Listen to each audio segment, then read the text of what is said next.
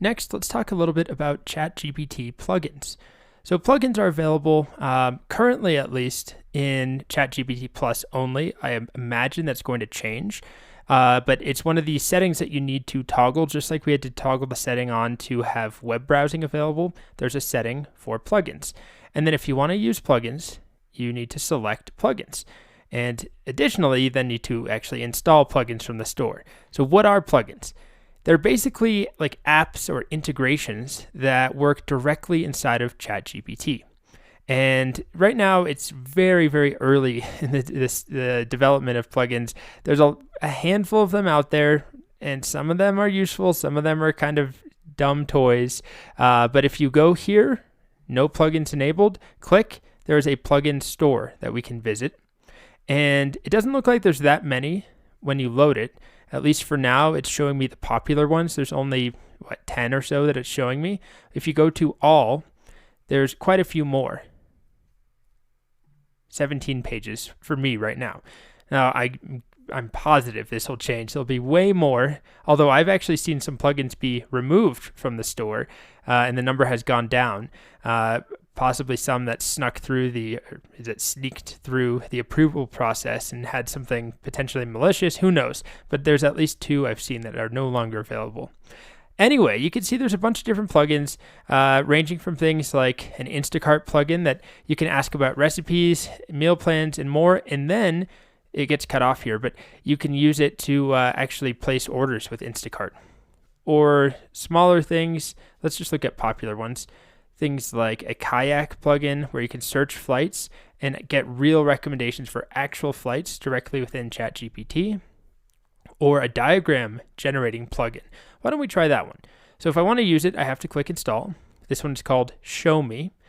I can go to installed and you'll see that it's been installed. You can also uninstall it if you want to. And now I can select Show Me if that's what I want to use. The trick with plugins that I found that is a little difficult when you first install a new one and you don't know how it works is that there's no obvious documentation.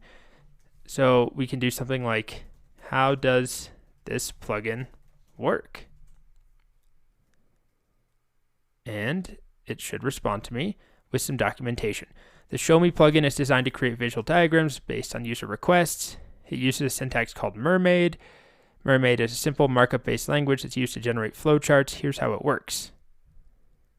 Okay, so I have my request. Show me how a car engine works. Why don't we just try one of these examples?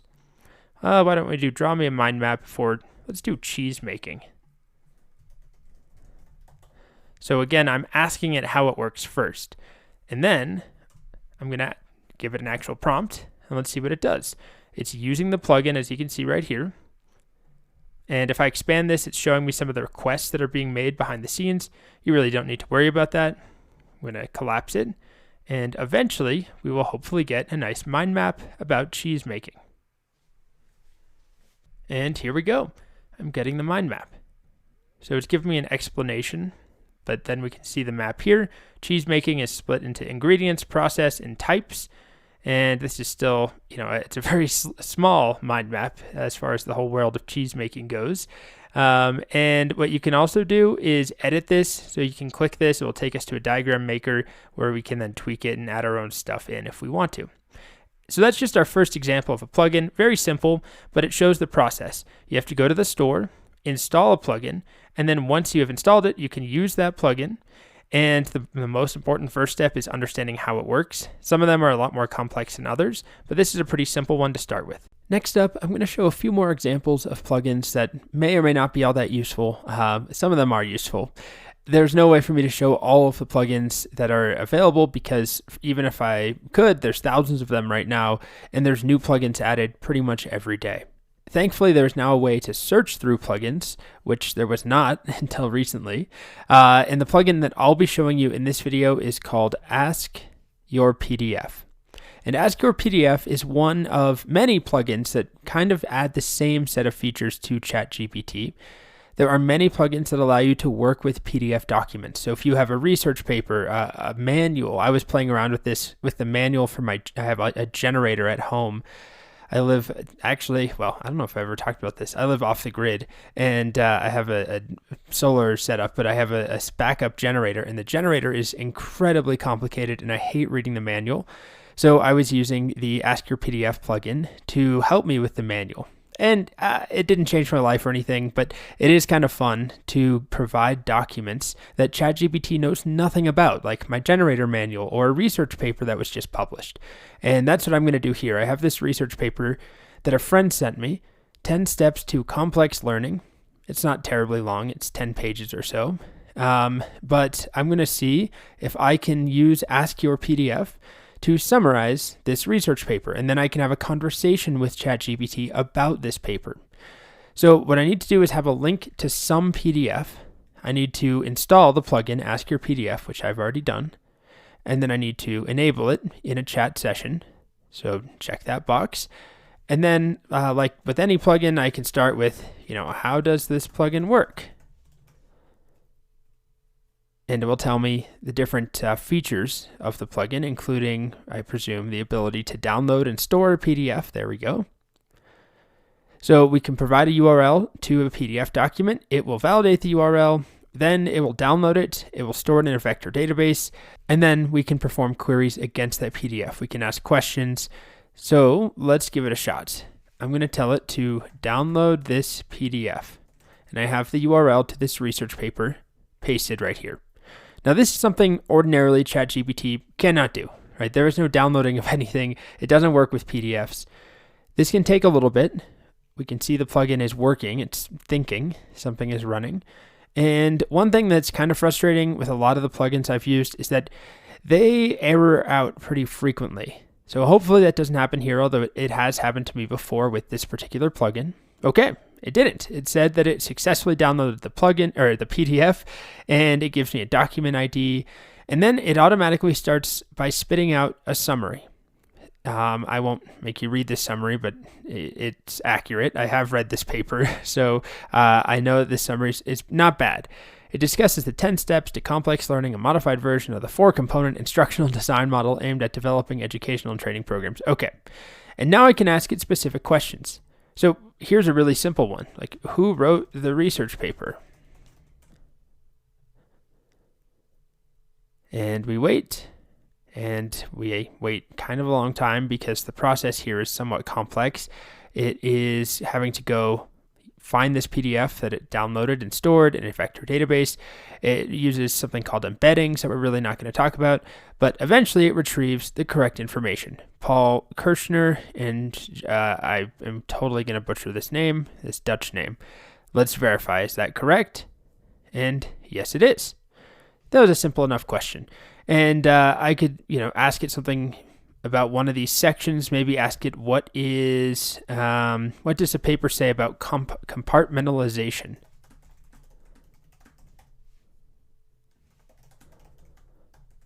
Mentalization.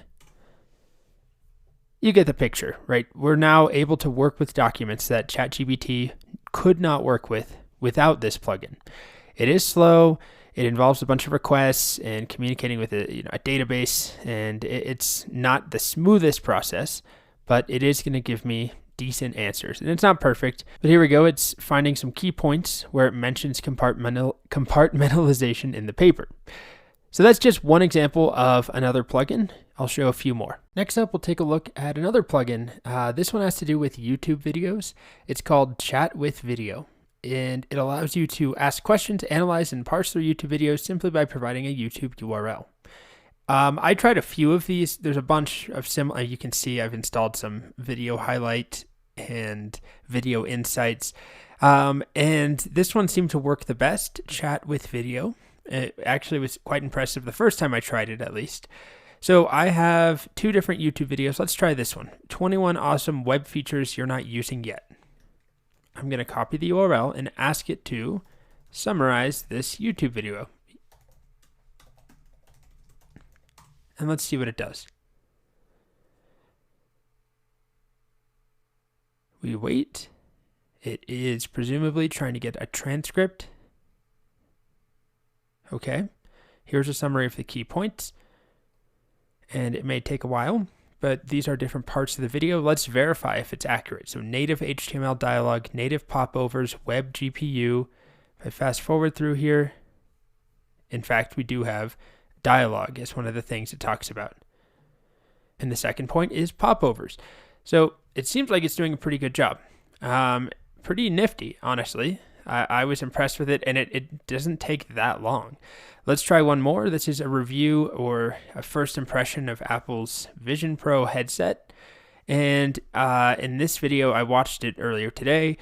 This reviewer talked about she was pretty impressed with it, although after like 15 minutes or so, it gave her red marks on her head and felt heavy, and she wasn't impressed with the battery life. And those are some of the key points I can remember. Let's try this one. What's this video about? And like I said, pretty quick. That is surprising to me.